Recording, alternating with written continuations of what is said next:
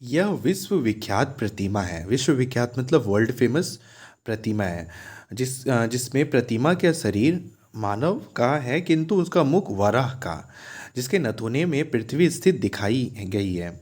कहा जाता है कि जब हिरण्यक्ष दैत्य पृथ्वी को रसातल में ले गया था, तब पृथ्वी का उद्धार निर्वरा द्वारा अवतार द्वारा हुआ था। इस प्रतिमा की पृष्ठभूमि में ब्रह्मा विष्णु महेश गंगा यमुना ऋषि मुनि नवग्रह, नवग्रह मीन्स 9 प्लैनेट्स आदि अंकित हैं, जो नवग्रह को अलौकिक कृत्य पर अपना हर्ष व्यक्त करते हुए दैवीय आशीर्वाद दे रहे हैं। गुप्त काल की कला का यह सर्वोत्तम नमूना उदयगिरी का 8वीं गुफा में स्थित है।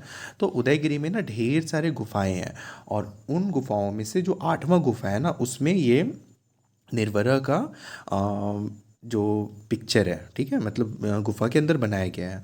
और उसमें 9 प्लैनेट्स उस वक्त के ज़माने में ये लोगों ने डिपिक्ट किए थे बना के। 9 प्लैनेट्स, अर्थ, और तो ये सारी चीज़ें किए थे। मध्य प्रदेश के अलावा उदयगिरी पर्वत उड़ीसा में भुवनेश्वर के निकट भी है। यहाँ भी उदयगिरी और खंडगिरी की कई गुफाएं निर्मित की गई थी। उदयगिरी अर्थात उदयगिरी का मतलब होता है सूर्योदय की पहाड़ी। ठीक है, सूर्योदय की पहाड़ी में भी जैन धर्म के प्रचारकों द्वारा अनेक गुफाओं का निर्माण किया गया था। किंतु जैन धर्म के साथ साथ इन गुफाओं में हिंदू देवताओं की प्रतिमा भी है। उदाहरण के लिए यहाँ एक गणेश गुफा है, जिनमें हाथी के सिर वाले गणेश की मूर्ति निर्मित की गई है। यहाँ की सभी गुफाओं में कला की सुंदर झलक दिखाई पड़ती है। कहीं सुंदर नक्काशियाँ हैं तो कहीं हाथियों के विध्वंसकारी समूह और भयभीत बंदरों के दृश्य हैं, तो कहीं पर युद्ध के दृश्य और सुंदर स्त्रियाँ को चित्र भी अंकित है। इन गुफाओं को विभिन्न नामों द्वारा जाना जाता है। तो यहाँ पर ढेर सारे गुफाएं हैं, और इन गुफाओं का अलग अलग नाम है, जैसे रानी गुफा, गणेश गुफा, पावन गुफा, सर्प गुफा, सर्प मीन्स सांप, सर्प गुफा, हाथी गुफा, स्वर्गपुरी, अनंत गुफा, तोता गुफा आदि। तो ये सब नाम से ही आपको स्पष्ट हो गया होगा कि जैसे जैसे नाम होंगे उनकी मूर्तियाँ अंदर में होंगी।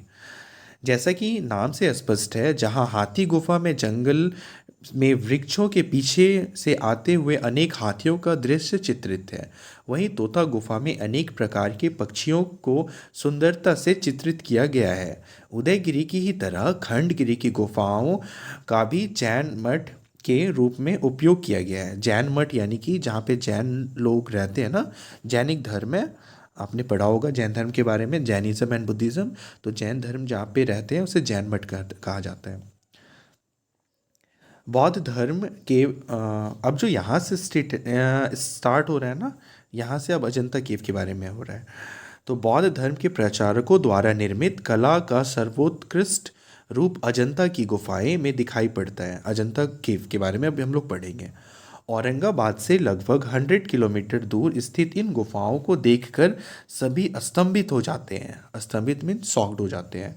पहाड़ियों को काटकर बनाई गई विशाल गुफाएं, जिनमें न केवल बुद्ध के जीव से संबंधित जातक कथन चित्रित हैं, बल्कि भगवान बुद्ध का विशालकाय मूर्तियां, मतलब बड़े बड़े मूर्तियां हैं। उन मूर्तियों का सौष्ठव सौंदर्य और भागमाएं देखकर दर्शक अचंभित रह जाते हैं। गुफाओं में सुंदर नक्काशी वाले स्तंभ, अभूतपूर्व चित्र मूर्ति और बुद्ध की अनेक प्रतिमाएं हैं। अजंता की गुफाओं का निर्माण बौद्ध भिक्षुओं के निवास स्थान के रूप में उन्हें विहार कहा जाता था। जहाँ पे बौद्ध भिक्षु रहते हैं उन्हें विहार कहा जाता, और उनकी उपासना जहाँ पे वो प्रेयर करते हैं ना, उसे चैत्य कहा जाता, तथा उपासना गृह के रूप में उन्हें चैत्य कहते थे हुआ था। बुद्ध की प्रतिमा के मध्य का पवित्र वातावरण उनके ध्यान का सर्वथा उपयुक्त था। अजंता की गुफाएं इस प्रकार निर्मित की गई है कि यहाँ प्राकृतिक प्रकाश स्वतः ही पहुँचता है, विभिन्न मूर्तियों को अभूतपूर्व भाव प्रदान करता है। अजंता की गुफाओं के संबंध में काफ़ी समय तक जानकारी नहीं थी। इसकी जानकारी संयोगवश एक अंग्रेज सैन्य टुकड़ी द्वारा हुई, जो उस ओर गश्त लगा रही थी। मतलब पहले इसके बारे में किसी को नहीं पता था बीच में। फिर जब अंग्रेज आए थे ना भारत पे, तो अंग्रेज का जो जितने भी सोल्जर्स थे, वे सभी एक और जा रहे थे, तो उसने देखा कि वो क्या है, दूर में से कुछ दिखाई पड़ी। फिर जब अंग्रेज सोल्जर सभी गए वहाँ पे, तो उसने देखा कि बाप रे, ये इतना खूबसूरत केव है जो अनडिस्कवर्ड था। फिर बाद में ये डिस्कवर्ड हुआ, फिर लोग धीरे धीरे जानने लगे। इसके पश्चात अनेक शोधकर्ताओं, रिसर्चर, इतिहासकारों, हिस्टोरियंस ने भारत की इस प्राकृतिक चित्र गैलरी के रहस्य की खोज करने में यथेष्ट रुचि दिखाई। महायान पंथ के अनुयायी बौद्ध भिक्षु द्वारा जो भगवान बुद्ध के मूर्ति पूजन में विश्वास रखते थे, कला और सौंदर्य का यह विलक्षण उदाहरण है। जहाँ एक और बुद्ध के शिष्य की अन्याय अन्यायी भक्ति का अभूतपूर्व उदाहरण प्रस्तुत कराता है, वहीं कला के प्रति उनकी ऊंची परख और सौंदर्य परक दृष्टि का भी प्रमाण देता है। औरंगाबाद से लगभग, अब हम लोग दूसरे केव के बारे में पढ़ रहे हैं। औरंगाबाद से लगभग 30 किलोमीटर दूर एलोरा की गुफाएं हैं। Now we will read about the Ellora cave. इन ऐतिहासिक गुफाओं को राष्ट्रीय स्मारक निधि की संज्ञा दी गई है। इसे भी यूनेस्को हेरिटेज साइट में ऐड किया गया है। और गुफाओं की कला का सर्वोत्तम उदाहरण और प्रतीक रूप में इनका उल्लेख किया जाता है।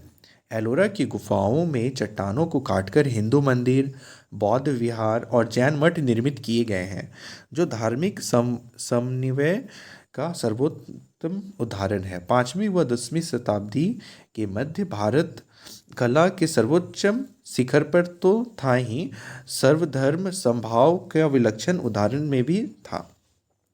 इन गुफाओं में बौद्ध गुफाएं सबसे पुरानी है, जिनमें मुख्यतः विहार थे।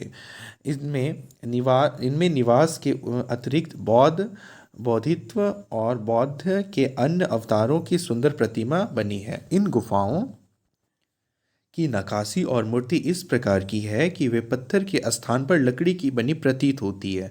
मतलब इतना टॉप क्लास का उसके गुफाओं के अंदर वर्क किया गया है ना, कि उसे देखकर लगता नहीं कि वो पत्थर का है, ऐसा लगता है कि किसी लकड़ी को काट के बनाया गया है।